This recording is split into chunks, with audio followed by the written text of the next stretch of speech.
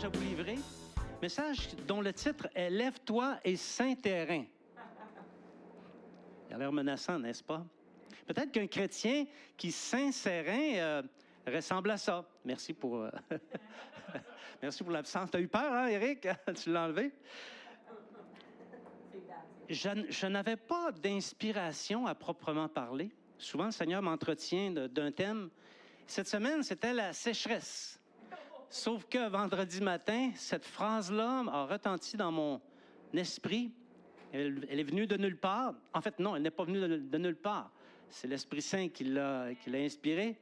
Et j'ai compris, ça arrive une fois de temps en temps, je comprends que quand je reçois ce genre de choses-là, c'est que le Seigneur désire que je prépare un message là-dessus. Donc, c'est de ça dont on va s'entretenir, mais juste avant, on va remettre ce temps de prédication et d'examen de la parole entre les mains du Seigneur Jésus. Seigneur, nous t'aimons. Et on considère que c'est un privilège immense que de faire partie des rangs de la chrétienté, la vraie chrétienté, des rangs de ceux qui ont été pardonnés par ton sang magnifique, par ton œuvre magnifique à la croix. Et un privilège qui nous est donné, Seigneur, d'être participants à cette belle œuvre.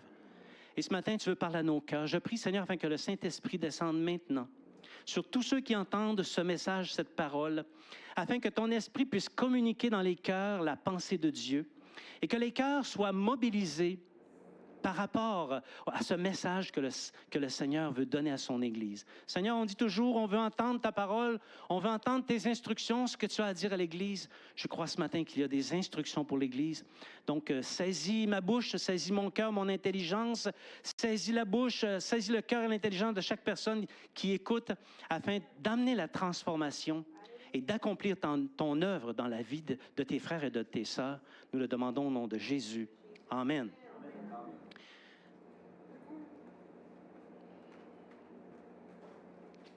Voilà. Il me semblait qu'il y avait quelque chose qui clochait. Vous savez, quand on regarde le monde, quand on regarde tout ce qui existe sur la Terre, on voit il y a des choses qui constituent des œuvres. Et toutes les œuvres qui nous est donné de voir avec nos yeux, aucune n'est le produit du hasard. Toutes elles sont l'aboutissement, l'accomplissement de personnes qui ont eu la chose à cœur, qui se sont levées, qui ont réuni leurs forces et qui sont passées à l'action. Bien beau d'avoir des projets, mais si tu restes assis sur ta chaise, il est fort peu probable qu'il en sorte une œuvre. Et dans certains cas, dans certains projets, il a fallu réunir du talent, de la force, des ressources et de la patience également. Et quand ça, c'est en présence, souvent, ça débouche sur un chef-d'œuvre. Il y a des œuvres, mais il y a des œuvres qui sont encore supérieures aux œuvres. On les appelle des chefs-d'œuvre, des chefs-d'œuvre. Et il y a des leçons à tirer de ça. Comme on a vu lors du dernier message, le Seigneur Jésus a été désigné par onction de Dieu, afin d'accomplir les œuvres du Père ici sur la terre. Et Jésus, pendant son séjour sur la terre, il ne s'est pas contenté de dire « Ah oui, c'est ça, Dieu, que tu veux faire. C'est une très bonne idée. » Non.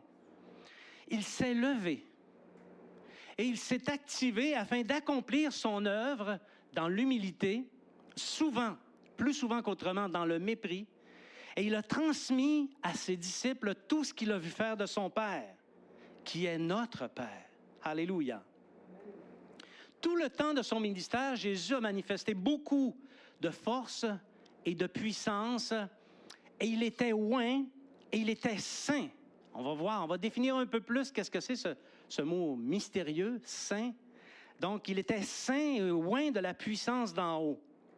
Et après avoir souffert, et avant de monter vers son Père, qui est notre Père, il a réuni ses disciples et il leur a communiqué ses ordres par le Saint-Esprit. En disant, Matthieu chapitre 28, versets 18 à 20, « Tout pouvoir m'a été donné dans le ciel et sur la terre. Allez, faites de toutes les nations des disciples, les baptisant au nom du Père, du Fils et du Saint-Esprit. Et enseignez-leur à observer tout ce que je vous ai prescrit. » Et voici, je suis avec vous tous les jours jusqu'à la fin du monde.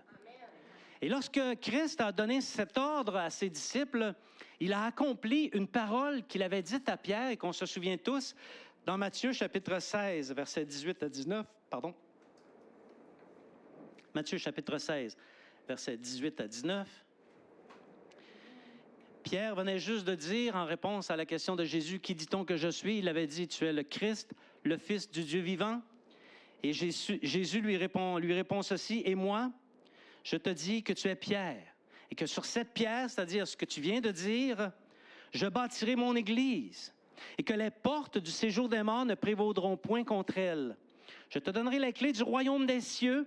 Ce que tu lieras sur la terre sera lié dans les cieux, et ce que tu délieras sur la terre sera délié dans les cieux. » En faisant ça avec ses apôtres, Jésus a ceint ses disciples de sa force et de sa puissance, notamment en leur donnant le Saint-Esprit promis pour accomplir une seule chose, la grande œuvre que Dieu lui a confiée. Alléluia. Celle de sauver des hommes de la perdition éternelle depuis Jérusalem jusqu'aux confins de la terre, depuis le temps des apôtres jusqu'au temps du rétablissement de toutes choses. Cette œuvre doit se continuer. Or, les apôtres sont morts, ils ne sont plus là. Ça fait un bout même qu'ils sont morts. Les pères de l'Église aussi, ceux qui nous ont transmis les premiers écrits de la foi. En fait, on peut même dire, on peut constater que les siècles nombreux se sont écoulés et chaque génération de chrétiens, depuis Jésus, a laissé la trace de la force dont elle était ceinturée. Chaque génération était ceinte d'une force et elle a agi, elle a laissé des traces jusqu'à nous. Amen. À qui donc incombe aujourd'hui la responsabilité de mener à bien la mission donnée par le Seigneur Jésus-Christ? À ceux qui sont devenus enfants de Dieu par la vertu de la nouvelle naissance et qui ont reçu le Saint-Esprit. Alléluia. Est-ce que tu es né de nouveau? Est-ce que tu as reçu le Saint-Esprit? Bien, si la réponse est oui à ces deux questions, tu fais partie de l'Église de Jésus-Christ. Et c'est à toi qu'incombe la responsabilité de propager la bonne nouvelle. Amen. Tu dois te lever et ceindre tes reins pour faire ta part dans l'œuvre de Christ. Alléluia. Alléluia. J'entends quelqu'un ici qui dit, parce que souvent quand je parle, vous avez des réflexions derrière la tête. J'entends ces réflexions-là. J'entends quelqu'un qui dit, « Ah, je pensais que c'était à Régent et Mimi de faire ça. » J'entends quelqu'un d'autre qui dit, « Ah, moi je pensais que l'important dans tout ça, c'était de mener une bonne vie chrétienne. » J'en entends un autre qui dit, « Ah, moi, c'est pas mon ministère. » Puis en étirant mon oreille un peu plus, j'en entends un dernier qui dit, « Moi, je suis chrétien. Je m'en vais au ciel. Le reste, je m'en fous un peu. Même si ça me vaudra une petite place dans le ciel, parce que je m'en suis foutu, l'important, c'est que je sois au ciel. » Bien, j'ai déjà entendu ça de la bouche de chrétien, croyez-le ou non. Mais que répondrait Jésus à ces réflexions? Quelle serait sa réponse? Probablement qu'il redirait exactement les mêmes paroles qu'il a prononcées aux oreilles de ses disciples. Il dirait, oublie tes pensées, fais des disciples et enseigne-leur tout ce que j'ai prescrit. Fais des disciples et enseigne-leur l'Évangile. C'est ça qu'il dirait. Chrétien, enfant de Dieu, disciple de Jésus-Christ, tu as été suscité en Christ pour un seul dessein. Ce n'est pas pour faire des gâteaux au chocolat. Tu as été suscité en Christ pour être sauvé de la perdition éternelle, c'est important, et conduire les autres sur le chemin de la vie. Amen. Si tu pensais que tu avais été racheté par le Seigneur pour un autre motif, tu es dans le champ gauche ou le champ droit. C'est ça l'œuvre de Christ à laquelle tu as été appelé comme co-ouvrier. C'est ça ton œuvre. Il n'y a pas d'autre position dans le Seigneur. Qu'importe comment il t'a équipé pour le service, c'est la seule posture qui convient aux disciples. Et comme pour toute œuvre, pour réussir à faire l'œuvre de Christ, il faut que tu te lèves. Ce n'est pas assis que ça va se passer. Et il faut que tu saignes tes reins. Sans quoi l'œuvre de ta vie de disciple sera un échec. Et un jour, Christ en demandera des comptes. Amen. Il nous a avertis là-dessus. Vous vous souvenez de la parabole des talents? Jésus ne parle pas pour rien dire. Il nous a tout enseigné les lois de son royaume. Et la parole des talents est une parabole, la parabole des talents, pardon, est une parabole importante. À un, il a donné 1, à l'autre, il a donné 2, à l'autre, il a donné 5. Mais à la fin, il demande des comptes. Il nous dit dans la parabole, longtemps après, suffisamment de temps peut-être pour que j'oublie que j'ai reçu un talent ou que j'oublie comment le faire fructifier. Mais longtemps après, le maître de ses serviteurs revint et leur fit rendre des comptes. Jésus nous dit une vérité. Un jour est fixé où nous rendrons des comptes sur les talents qu'il nous a donnés et sur ce qu'on a fait avec ces talents dans son royaume et dans la grande œuvre. Bien-aimé, tu as une mission. Est-ce que tu le savais? Toi qui m'écoutes, tu as une mission. Christ t'appelle à une mission. Tu dois la faire. Il faut que tu te lèves. Il faut que tu saignes tes reins et il faut que tu t'évertues à faire les œuvres de Dieu. Il n'y a pas d'autre canal. Tu peux essayer de changer. C'est le seul canal qui est disponible. Donc, c'est un peu de ça dont on va parler ce matin. On va examiner ça. On va essayer de contextualiser et comprendre l'appel de Dieu, comprendre cette mission qui est la nôtre, qui n'est pas l'apanage d'un homme, mais qui est l'apanage de l'Église tout entière. Lève-toi. On va se lever. Levez-vous. Levez-vous.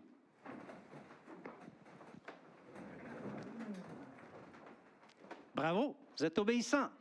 Donc, quand je dis « lève-toi », ça signifie quelque chose. À quelque part, c'est comme un ordre. Vous pouvez vous rasseoir. Mais quelqu'un pourrait dire qu'il pète, lui. Moi, je ne me lève pas. Je n'ai pas d'ordre à recevoir de personne. Je ne me lève pas. Lève-toi, dans la Bible, c'est une expression qui est très significative. Le lecteur de la Bible est capable de reconnaître qu'il y a toujours quelque chose derrière l'expression « lève-toi ». Et lève-toi, ça ne consiste pas à sortir de son lit après une bonne nuit de sommeil. Bien qu'il pourrait y avoir une application aussi là-dedans, mais on ne va pas l'utiliser aujourd'hui. Non, dans la Bible, c'est plutôt une expression qui conduit, qui invite à la vie, qui conduit sur le chemin de l'accomplissement de la gloire de Dieu. Quand Jésus te dit « lève-toi », tu peux être sûr que si tu te lèves, tu vas voir les œuvres de Dieu et la gloire de Dieu. C'est sûr et certain. Amen. Tu vas accomplir quelque chose qui est écrit d'avance. Même les résultats sont connus d'avance. Par exemple, on voit des expressions comme « lève-toi et marche ». Si ce n'était pas levé, il n'aurait pas marché. « Lève-toi, prends ton lit et va dans ta maison ». Si c'était seulement levé, qu'il n'avait pas pris son lit, il n'aurait pas marché. Il n'aurait pas expérimenté la guérison. « Lève-toi, il t'appelle ». Christ nous appelle, levons-nous. Lève-toi et va à tel endroit, tu vas y voir la gloire de Dieu. Lève-toi et pars avec eux, tu vas accomplir une œuvre particulière. Lève-toi car je te suis apparu pour t'établir ministre. Ce sont toutes des expressions que j'ai puisées dans les Écritures. Et ça conduit tout à l'accomplissement d'une œuvre, l'accomplissement des œuvres de Dieu. Donc, cette expression, lorsqu'elle sort de la bouche du Maître, quand le Maître te dit « lève-toi », c'est une invitation à devenir participant de sa gloire. Amen. Parce que tu vas la voir, sa gloire, Amen. Si tu te lèves. Amen. Lève-toi, c'est ce genre d'ordre, quand ça vient de la bouche du Seigneur, qui fait la différence entre l'avant et l'après. Amen. Il y a un avant que je me sois levé et il y a un après aussi. Avant de se lever, c'est l'immobilisme, le confort, le sommeil, le soporifique. Et l'après, c'est la puissance, la gloire et les magnifiques œuvres de Dieu. Alléluia. Amen. Merci Seigneur. Mais bien aimés, il faut prendre conscience. Vous savez, souvent comme chrétiens, on est un peu ourdis, on est un peu engourdis. Il faut prendre conscience de cet appel de la part de Dieu. Il faut comprendre la nouvelle nature qui est la nôtre et le rôle que nous sommes appelés à jouer dans l'accomplissement de la grande mission de Christ. Alléluia. Il faut que tu comprennes ta nature. Tu es né de nouveau, pas pour que tu contemples ton nombril. Non plus pour que tu en fasses l'éloge.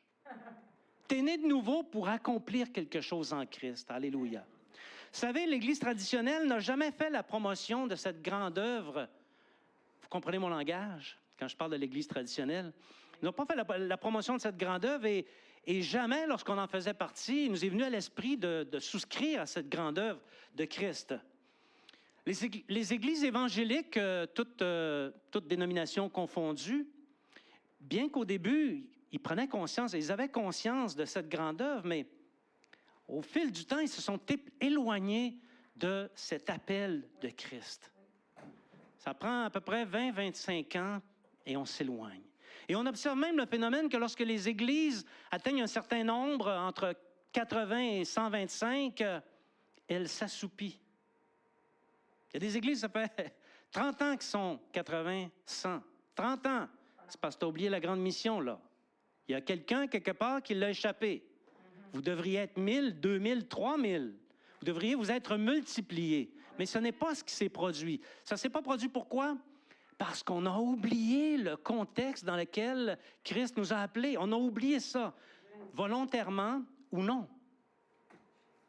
Souvent, parce qu'on oublie ce pourquoi on a été appelés, parce qu'on oublie l'objectif de l'Église, les perdus sont là et ils sont laissés pour compte. Et c'est d'une grande tristesse. Vous savez, dans les églises, on ne prêche plus beaucoup sur l'enfer, on ne prêche même plus beaucoup sur le ciel, on ne prêche même plus beaucoup sur le royaume à venir. En fait, on ne prêche plus beaucoup sur grand-chose, mais ça fait en sorte que les chrétiens mettent en oubli ce pourquoi Christ les a appelés. Et pendant ce temps-là, ceux qui sont appelés par Christ, dont le nom est écrit depuis la fondation du monde, n'entendent pas la parole de vie qui pourrait les emmener justement au pardon des péchés et à être participants à l'œuvre de Christ. Les captifs demeurent captifs. C'est pourquoi je crois qu'il y a un encouragement pour nous dans Romains chapitre 13, versets 11 à 12. Romains chapitre 13, versets 11 à 12. C'est l'apôtre Paul qui parle ici. Et il dit aux Romains, « C'est l'heure de vous réveiller enfin du sommeil. » On est à l'Église primitive. « C'est l'heure de vous réveiller enfin du sommeil, car maintenant le salut est plus près de nous que lorsque nous avons cru. La nuit est avancée, le jour approche, dépouillons-nous donc des œuvres des ténèbres, revêtons les armes de la lumière. » Est-ce que tu t'es dépouillé des œuvres des ténèbres? Est-ce que tu es revêtu des armes de la lumière? Il faut prendre conscience que le jour approche. On est plus proche du jour du Seigneur que jamais. Il n'y a aucune génération avant nous qui était aussi proche du retour du Seigneur que notre génération. Prenons-en conscience. Revêtons les armes de la lumière. Le reste, on n'en a qu'à faire. Revêtons les armes de la lumière. Et ces armes nous sont données pour une raison. Ce sont des armes. Elles nous sont données pour mener un combat. Le combat de la propagation de l'Évangile. Si dans ton cœur, il n'y a pas ce combat de la propagation de l'Évangile, c'est que tu as mis en oubli ton rôle dans le royaume de Dieu. Il faut que tu reviennes. Le temps n'est plus aux œuvres mortes qui ne mènent nulle part. Les chrétiens, une expression bien chicoutimienne, peut-être même réjanienne, les chrétiens s'épivardent de tout partout, à gauche et à droite, mais ils ne font pas les bonnes choses. Ils ne sont pas concentrés sur les bonnes œuvres qui doivent être faites pour mener à bien la mission que le Père nous a donnée. Le temps, mes bien-aimés, n'est plus à faire ce qui nous plaît. Parce qu'il y a fort à parier que ce qui me plaît est contraire aux choses qui plaisent à Dieu. Le temps est à la propagation de la bonne nouvelle. Le temps est à la propagation de la bonne nouvelle. Le temps est venu de te lever. Le temps est venu de te lever, toi qui m'écoutes à distance ou en différé. Alléluia. Se lever pourquoi? Bien, pour annoncer les vertus de Jésus. Est-ce que tu l'aimes, le Seigneur Jésus? Je reprends, je vous donne une deuxième chance. Est-ce que tu aimes le Seigneur Jésus? Bien, tu devras avoir dans le cœur le goût d'en parler à toutes les occasions qui se présentent. La position assise, la position couchée, la position immobile, la position indifférente et la position insouciante ne sont pas des positions qui sont enseignées dans la Bible. Tous les serviteurs de Dieu dont on fait la description dans la Bible étaient mobilisés pour accomplir les desseins de Dieu en leur temps. Ils se sont levés. C'est pas vrai qu'ils sont restés assis puis que ça s'est déroulé tout seul. Reste assis, mon petit enfant, puis je m'en occupe. Non! Nous sommes les participants. Christ le fait par nos mains, par notre bouche, par nos yeux, par nos membres. Christ le fait au milieu de nous. Alléluia. Ils se sont levés. C'est la raison pour laquelle, quand on lit la Bible, qu'on voit tous ces exploits qui ont été accomplis par les serviteurs de Dieu, c'est difficile de comprendre comment les chrétiens peuvent en venir à croire que l'immobilisme est normal. C'est pas normal, l'immobilisme. Comment ils peuvent en venir à prendre leur talent que Dieu leur a donné et l'enfouir de peur que Dieu les utilise pour faire porter du fruit au royaume de Dieu? Parce que c'est pour ça qu'on a reçu des talents. Oui. Pour faire porter du fruit au royaume de Dieu. Amen. Si le pommier donne des pommes, il ne s'obstine pas. On le plante, il pousse, rendu à maturité, il donne des pommes. Même pas besoin d'y demander. Toutes les années, il va donner des pommes. OK? Bien, si le pommier donne des pommes, alors le disciple devrait se lever et produire des disciples. Je comprends qu'il y a un temps de maturation. L'expérience nous démontre que 3 ans l'affermissement, 10 ans l'expérience, tu portes du fruit. Là. Après 3 ans, excuse-moi, même avant, tu portes du fruit. Là. Tu fais porter du fruit au royaume de Dieu. Amen. Un disciple doit produire des disciples. Amen. 1 Pierre, chapitre 2, versets 9 à 10. 1 Pierre, chapitre 2, versets 9 à 10. Vous, au contraire, vous êtes une race élue, un sacerdoce royal, une nation sainte, un peuple acquis, afin que vous annonciez les vertus de celui qui vous a appelé des ténèbres à son admirable lumière. Vous qui autrefois n'étiez pas un peuple et qui maintenant êtes le peuple de Dieu.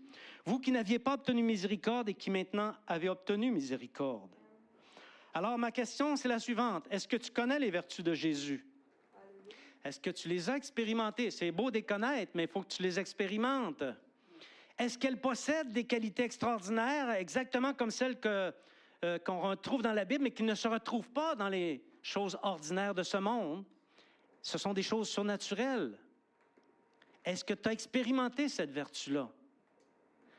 Si tu ne l'as pas expérimenté, mon frère, ma soeur, c'est grand temps que tu les découvres et que tu les expérimentes. Et si oui, tu les as expérimentés, bien, pourquoi demeurer assis? Pourquoi demeurer couché, immobile, indifférent et insouciant? Lève-toi et annonce les vertus de celui qui t'a appelé. Alléluia! Amen. Alléluia! Amen. Écoute, je ne veux pas te faire de peine, mais avant, tu n'étais rien. Regarde-moi là. Avant, tu n'étais rien. Avant que Jésus te visite, tu n'étais rien. Alléluia. Tu étais dans les ténèbres. Il n'y avait autour de toi que des ténèbres. Tu n'étais pas un peuple et tu ne connaissais pas la miséricorde de Dieu. Mais voici ce que tu es devenu. Tu es devenu un élu. Élu de Dieu. Saint. De race royale, acquis par la volonté de Dieu et bénéficiaire de la miséricorde de Dieu qui compatit à tes faiblesses et à tes péchés. Il n'est pas complaisant, il compatit. Tu lui demandes pardon, c'est réglé. Amen. Alléluia. Amen. Donc, qu'est-ce que tu as besoin de plus pour te lever et annoncer ces choses à ceux qui s'en vont vers une mort certaine, vers l'étang de feu? J'ai eu l'occasion de dire ça à quelques personnes hier. J'ai eu l'occasion de parler de l'étang de feu. Croyez-moi, même si les gens ne croient pas, ils ne veulent pas aller dans l'étang de feu. Ils veulent aller au ciel. Mais il faut leur dire comment aller au ciel. Il faut les emmener puis leur montrer comment se lever pour y aller. Ça ne viendra pas tout seul. Frères et sœurs, il y a une chose qui est importante, je le dis souvent, je le répète ce matin, il est important, si tu veux te lever, ça en fait partie, c'est important de consacrer le Seigneur dans ta vie. Beaucoup de chrétiens viennent à l'Église, mais le Seigneur n'est pas consacré dans leur vie.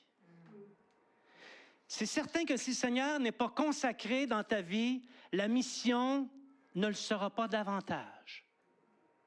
La grande mission, l'œuvre à laquelle tu as été appelé à participer, ne sera pas plus consacrée que la consécration que tu donnes au Seigneur. Oui.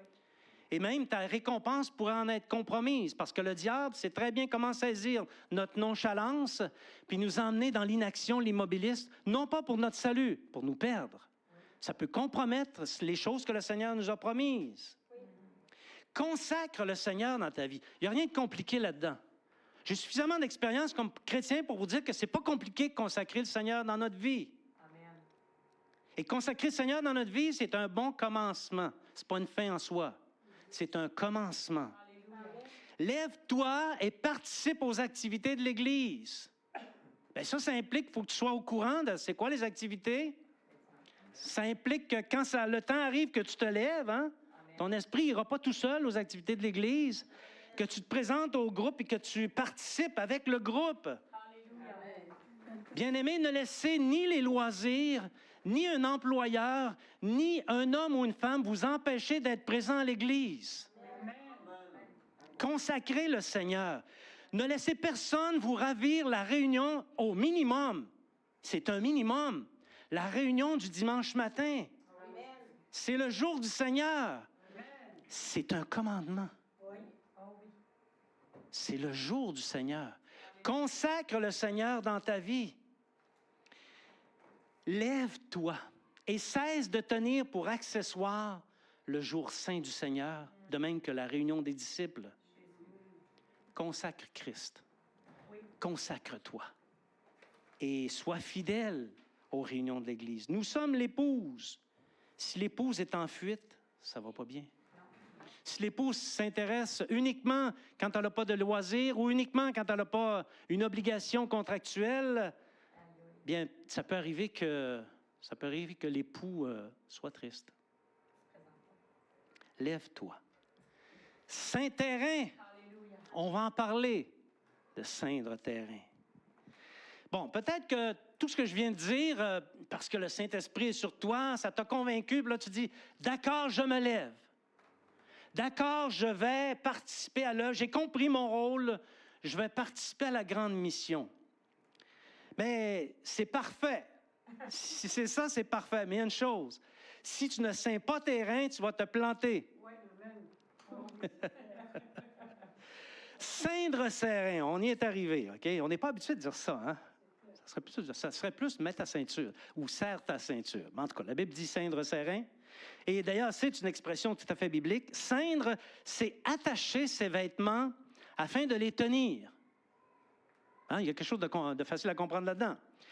Cette expression, ceindre les reins, ça vient d'une pratique des Orientaux qui, pour ne pas être gênés dans leurs mouvements, serraient leurs longs vêtements flottants avec une ceinture de cuir au début d'une journée de travail. Il y a quelque chose qui a de l'allure là-dedans. Les pantalons n'existaient pas encore.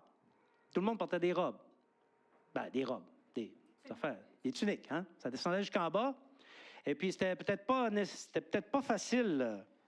Les anciens, nous, quand on lit les livres qui nous parlent de ces contextes-là, ça nous dit que les anciens portaient des vêtements amples et flottants. Et selon le cas, ils devaient être ceints à la ceinture. Dans d'autres cas, ils pouvaient être ceints dans les flancs aussi, afin de pouvoir être efficaces dans leurs mouvements, être capables de faire leur travail. Imaginez une tunique qui n'était pas ceinturée. Bien, imaginez labourer, construire une maison, faire la boucherie, moissonner avec de tels vêtements. Ça ne devait pas être évident non plus, hein? Donc, il fallait ceindre les vêtements. C'était la première chose à faire après s'être levé. Remonter le bas et ceinturer la taille et les flancs, ça permettait d'accomplir les travaux. Autrement, tu te le faisais dire. « Hey, va ceindre tes vêtements, tu viendras travailler après. » Il faut ceindre nos vêtements.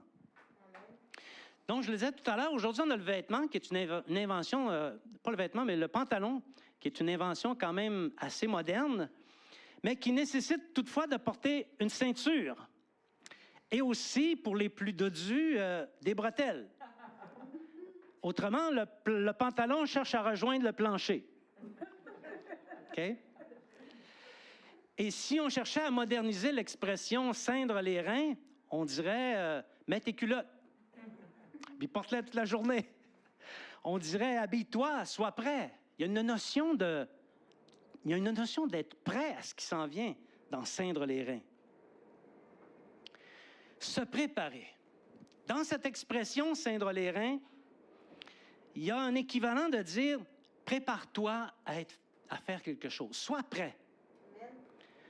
Sois prêt à. Et lorsque la tâche à faire se présente, si les reins sont sains, alors tu peux les faire sans délai. Tu es prêt. Tu peux y aller de l'avant, OK? On peut faire la chose sans aucun empêchement et sans attendre, parce qu'on est prêt.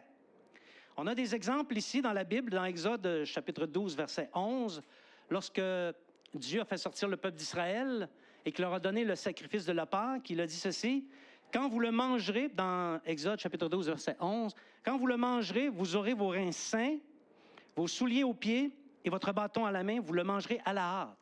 Parce que vous devez être prêts à partir. Vous avez un désert qui vous attend. Il y a quelque chose en avant de vous autres. Il faut que vous soyez prêts à ça. » On a un autre exemple dans 2 Rois, chapitre 9, verset 1.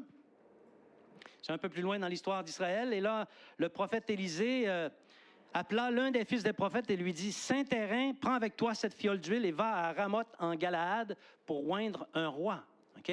Saint-Terrain, sois prêt. Pour pas que tu aies un empêchement, pour pas que tes vêtements t'empêchent de faire ce que tu as à faire, de faire l'œuvre pour laquelle je t'appelle. Il faut ceindre les reins. Il y a aussi un sens de se préparer pour le combat. Tous les combattants des armées anciennes, lorsqu'ils se battaient, ils ne voulaient pas s'enfarger dans leur tunique. Ils ils ceinturaient leurs vêtements pour aller combattre. Même parfois, ils saignaient leur épée pour être prêts à combattre. Or, les ennemis des chrétiens sont nombreux. Et il faut que les reins des chrétiens soient sains afin d'être prêts non seulement à combattre, mais à gagner la victoire. Alléluia. Si tes reins ne sont pas sains et que l'ennemi marche contre toi ou monte contre toi, je vais te dire ce qui va t'arriver. Tu vas perdre tes culottes. Et tu vas te planter. Et c'est connu que combattre un ennemi, les culottes, c'est pas facile. C'est pas facile. OK? C'est pas plus efficace que combattre dans ces temps anciens alors que les vêtements n'étaient pas sains. Alléluia. Et dans un cas comme dans l'autre, l'ennemi va disposer de nous, il va nous trimballer d'un bord comme de l'autre et on ne pourra pas combattre. La seule chose à laquelle on va penser, c'est ramasser nos vêtements pour être capable de faire quelque chose, puis c'est les vêtements qui vont nous rattraper et non pas le combat. Vous comprenez? Oui. Et c'est sans compter le fait que quand nos vêtements ne sont pas sains puis qu'on s'en va faire un combat, il est possible qu'en cours de combat, notre nudité soit exposée si le pantalon ou le vêtement... Comprenez ce que je veux dire? Donc, défaite, honte et humiliation sont le lot de ceux qui ne prennent pas la peine de ceindre leurs reins. Est-ce qu'on comprend ça? C'est pas juste de se lever. Ceindre nos reins. Oui, en plus de la dimension de la guerre, il y a aussi le fait de se préparer à vivre comme le Seigneur l'entend. Parce que la vie de disciple, c'est une vie d'aventure. Et si tes reins ne sont pas sains, tu vas t'enfarger dans ton vêtement. Alléluia. Et la vie dans le Seigneur, c'est une vie de discipline, mes frères et mes sœurs.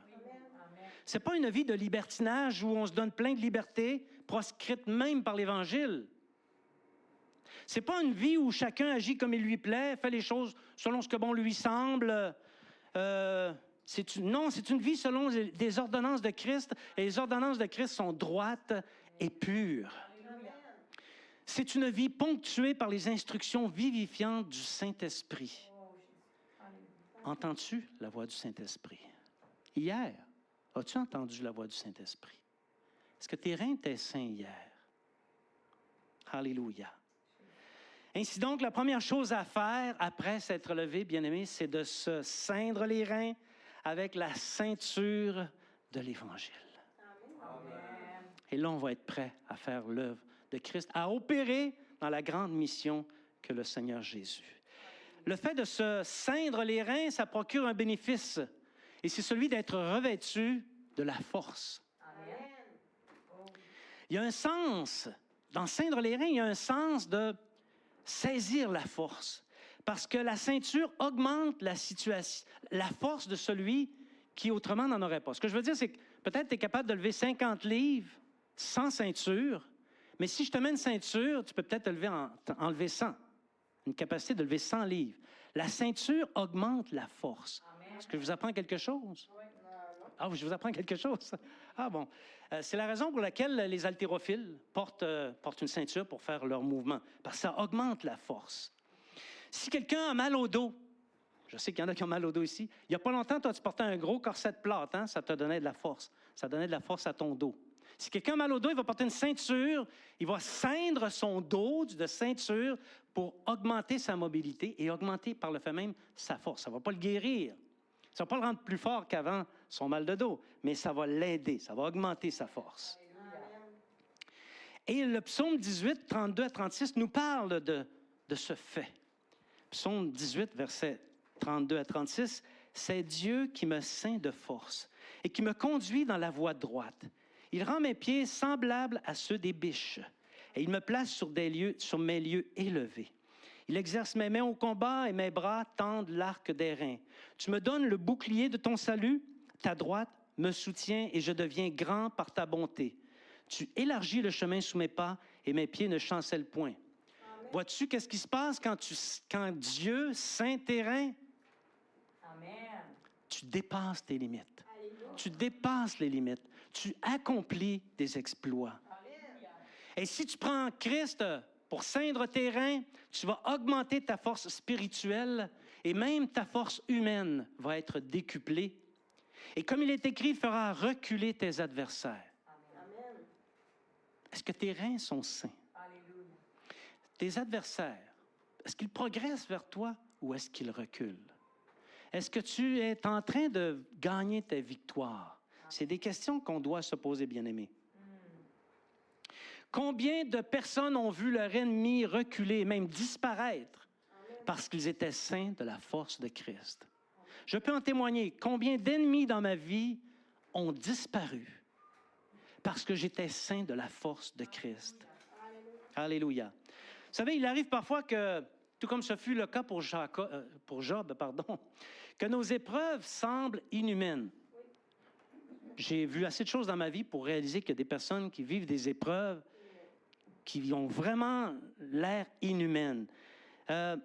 C'est des épreuves qui semblent avoir été autorisées par le diable plutôt que par Dieu, tellement elles ont l'air infranchissables.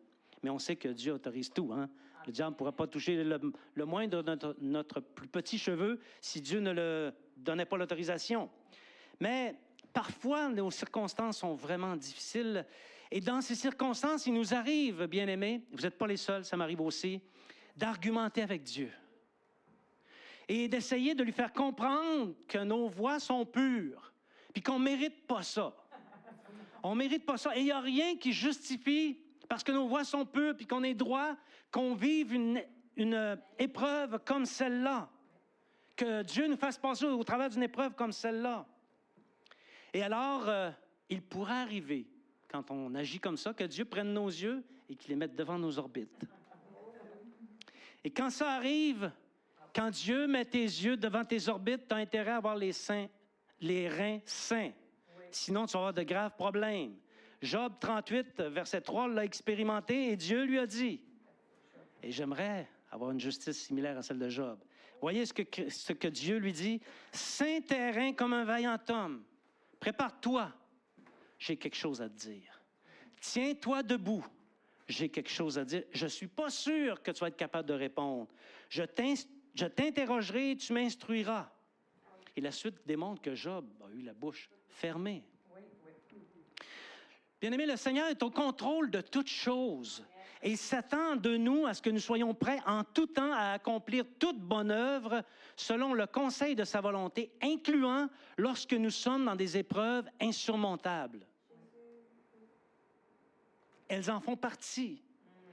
Saint de sa force et prêt en toutes circonstances, il nous fera expérimenter la victoire tôt ou tard.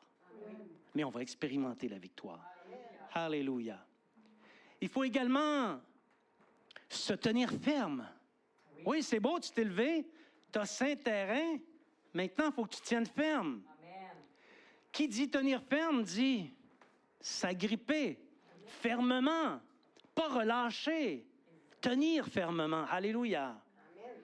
Toute bonne œuvre est le produit, est le fruit de ténacité, de persévérance, et c'est aussi ça qui repose, et c'est ça l'appel qui repose sur les disciples. Alléluia. Toutefois, l'appel à se lever et ceindre nos reins avec persévérance n'est pas sans être accompagné par le Seigneur lui-même. On n'est pas seul. Amen. On a Christ. Amen. On a le Saint-Esprit. On a toutes les promesses qui sont faites et qu'on peut lire dans la Bible quand on la lit. Oui. Lisez la Bible, mes frères et sœurs, pour découvrir les promesses que Dieu a pour vous. Amen. Voyez le descriptif de celui qui nous appelle. Christ qui nous appelle. Voyez comment on le décrit. Dans Isaïe chapitre 11, versets 1 à 5. « Puis un rameau sortira du tronc d'Isaïe, et un rejeton naîtra de ses racines. L'Esprit de l'Éternel reposera sur lui, esprit de sagesse et d'intelligence, esprit de conseil et de force, esprit de connaissance et de crainte de l'Éternel. Il respirera la crainte de l'Éternel, il ne jugera point sur l'apparence, il ne prononcera point sur un oui-dire, mais il jugera les pauvres avec équité, et il prononcera avec droiture sur les malheureux de la terre. Il frappera la terre de sa parole comme d'une verge, et du souffle de ses lèvres, il fera mourir le méchant. La justice sera la ceinture de ses flancs, et la fidélité, la ceinture de ses reins. » Voyez-vous, même notre Maître est saint. Il a une ceinture. Les descriptions qu'on voit de Christ dans le livre de Daniel et dans le livre de l'Apocalypse, Christ glorifié, sont des descriptions dans lesquelles on voit qu'il est saint de force et de sagesse, comme il est écrit ici. Or, il est impossible à ceux qui s'appuient sur le Seigneur, il est impossible qu'ils soient confus au jour où il apparaîtra dans les airs s'ils ont tenu ferme jusqu'à la fin. Amen. Alléluia. C'est impossible. Prêts à tous les combats, à toutes les épreuves, ceux qui se sont levés, qui ont ceint leurs reins et qui tiennent ferme, verront la gloire à venir. Amen. C'est ce que Pierre nous dit. J'invente rien. Pierre le dit dans 1 Pierre, chapitre 1, verset 13. C'est pourquoi saignez les reins de votre entendement. Soyez sobres et ayez une entière espérance dans la grâce qui vous sera apportée lorsque Jésus-Christ apparaîtra. Alléluia! L'entendement ici, c'est la raison, OK? C'est notre intelligence. Il nous le dit, ceindre nos reins, soyons sobres et une entière espérance dans la grâce qui nous sera apportée.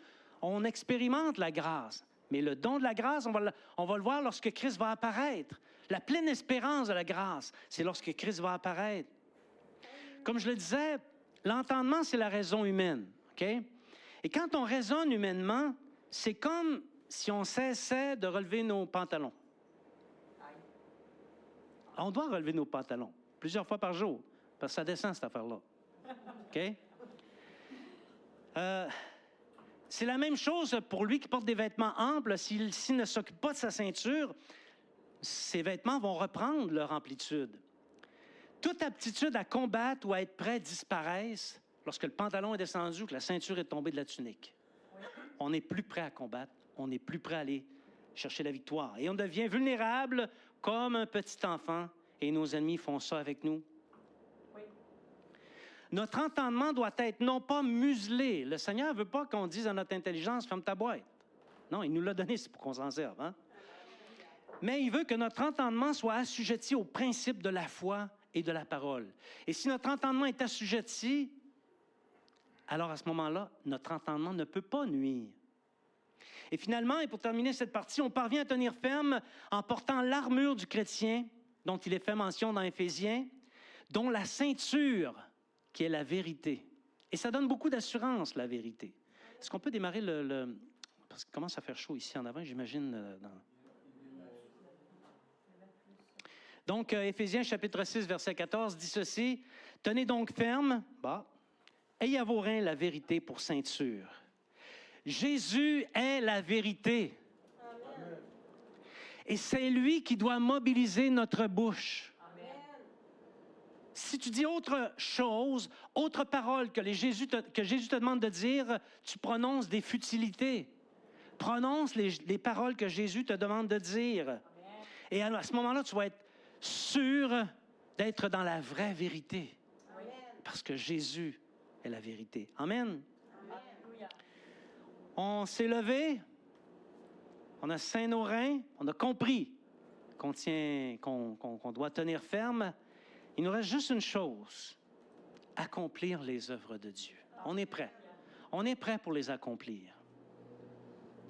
Il n'y a pas d'autre issue, je le crois, je l'enseigne, il n'y a pas d'autre issue pour le disciple que celle d'accomplir les œuvres de Dieu. Amen. Celui qui n'accomplit pas les œuvres de Dieu comme disciple en portera la peine. Si tu n'es pas un disciple, c'est une autre histoire. Il n'y a pas de charge qui pèse contre toi, si ce n'est celle de ne pas avoir reconnu le Seigneur Jésus.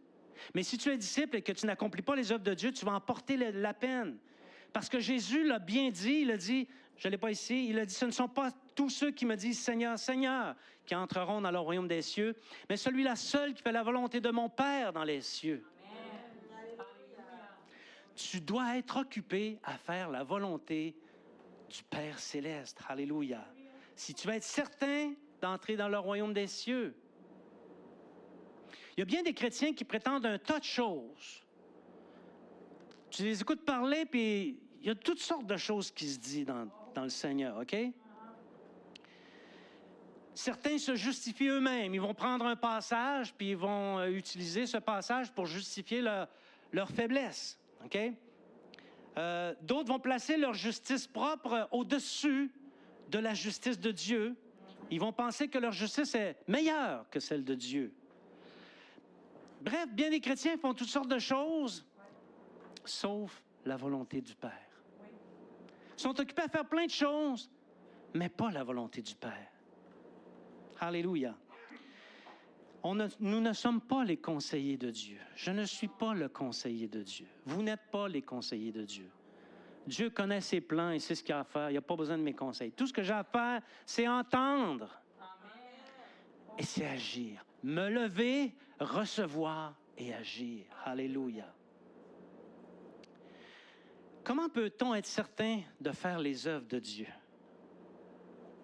dont la grande mission? Bien, la première chose à faire, c'est de croire en Jésus. Là, tu vas dire, Jean, là, tu pousses un peu, là, franchement. C'est élémentaire, mon cher Watson. Hein? Je n'avais pas besoin de toi pour dire ça. J'aurais pu prendre le micro et le dire. Tu sais. Croire en Jésus, c'est...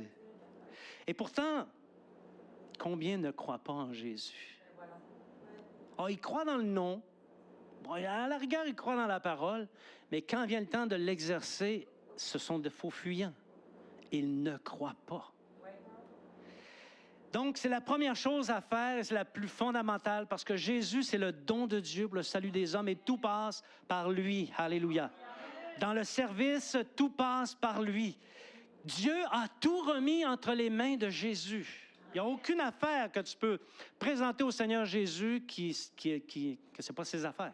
Ce sont ses affaires. Tout a été remis entre ses mains. Il ne se passe rien sur la terre. Dans ton milieu de travail, dans ta famille, il ne se passe rien sans que le Fils ne l'ait autorisé. As-tu déjà pris conscience de ça? Oui, amen. Si le Fils ne l'avait pas autorisé, tu ne l'aurais pas expérimenté. Mais le Fils l'a autorisé. Et c'est lui qui est chargé de rétablir toute justice sur la terre. Et c'est lui qui nous a choisis, chacun personnellement. Jésus t'a choisi. Il t'a choisi. Dis à ton voisin, Jésus t'a choisi.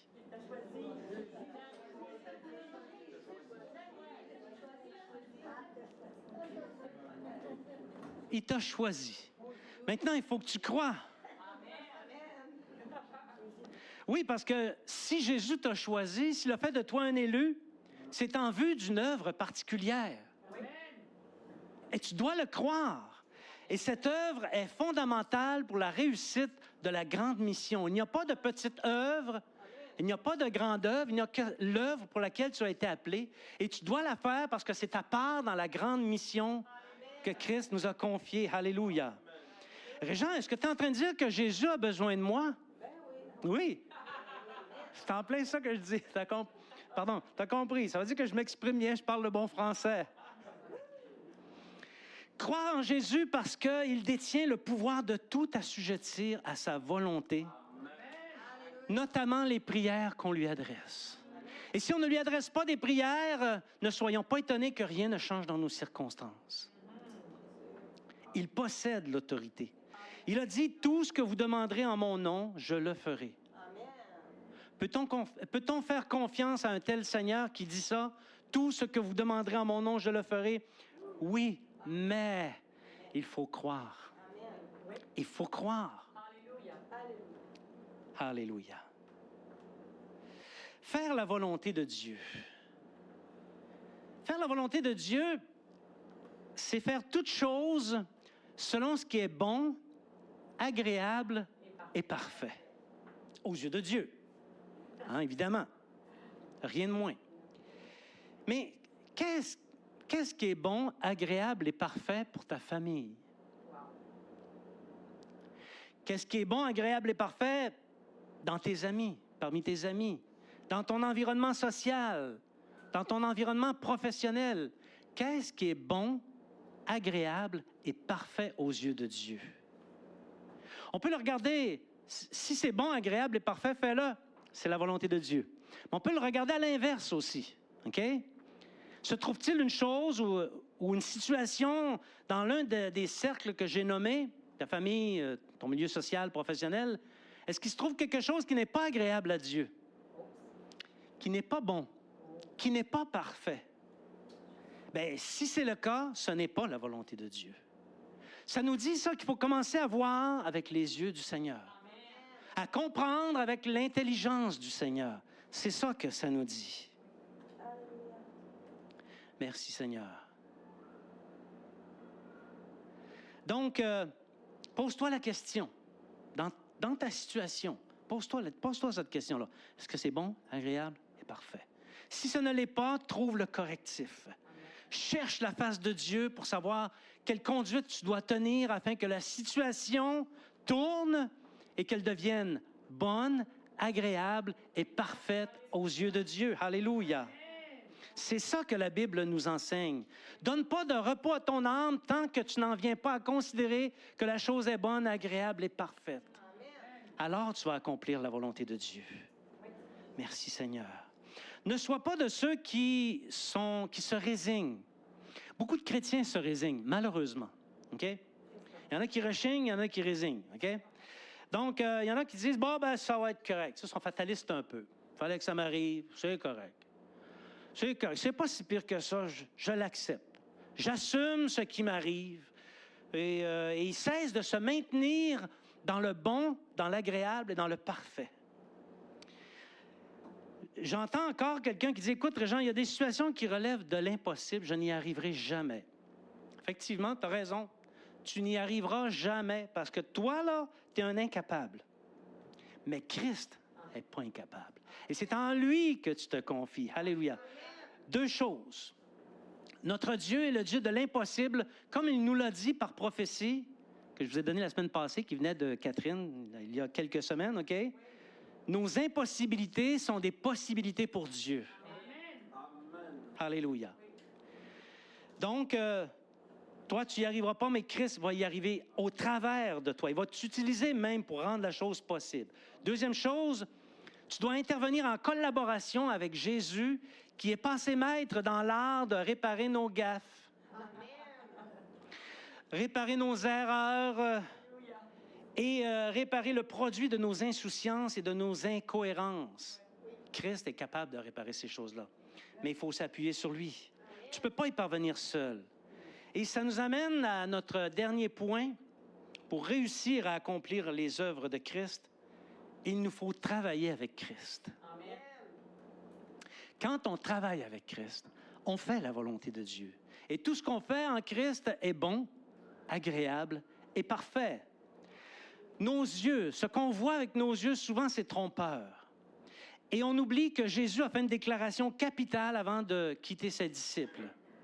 Il a dit, ce que j'ai dit en introduction, « Et voici, je suis avec vous tous les jours jusqu'à la fin du monde. » J'ai une question pour toi. Est-ce que la fin du monde est arrivée? Non, pas encore, hein? Bien, si la fin du monde n'est pas arrivée encore, Jésus travaille avec toi. Quand? Tous les jours. Avant que tu te lèves, il est déjà à l'action. Il prépare, il planifie ta journée. C'est un grand stratège, un grand planificateur. Quand la journée se déroule, il est avec toi pour t'accompagner. Mais pour ça, il faut que tu sois en relation avec lui. Amen. Alléluia. Merci Seigneur. Jésus est fidèle. Et il nous aide à faire les œuvres du Père. Alléluia. Tout seul, on ne serait pas capable. As-tu le sentiment de travailler seul dans ta vie chrétienne? Personnellement, je n'ai pas le sentiment de travailler seul. Je sais sans l'ombre d'un doute que Jésus travaille avec moi et avec nous dans la réalisation de ses plans pour l'Église et dans la vie des hommes et des femmes du Saguenay. Alléluia. Je n'ai pas de prétention, mais je sais pertinemment que Jésus se tient à côté de moi. Je sais qu'il me fait confiance. À mon avis, c'est une grande erreur, mais je sais qu'il me fait confiance. Je le sens, il me le fait sentir. Et il me conseille. Il m'aide à faire ce qu'il a résolu d'avance. Il m'aide à faire les œuvres et les projets qu'il a prévus pour moi. Est-ce que ça m'est arrivé d'échouer ou de passer à côté d'œuvres que Christ voulait que je fasse? Oui. Pensez, je dirais non, hein? Eh oui, ça m'est arrivé. En 1900... Oui, est-il arrivé à Jésus de devoir composer avec mes défaillances? Une fois puis une autre, OK? Mais néanmoins, il n'est jamais arrivé à Jésus de ne pas accomplir la volonté de Dieu par le moyen de mes membres dans son royaume. Dans la mesure où on demeure fidèle et on demeure en relation avec lui. Vous voyez, Jésus a toujours des plans B, des plans C, des plans D, des plans E. Il y a toujours des plans pour nous aider à sortir de notre impasse et à accomplir l'œuvre de Dieu. Prenons conscience des réalités spirituelles qui jalonnent notre cheminement. Ça t'as posé une réflexion d'une heure pour réaliser quelles sont tes difficultés spirituelles.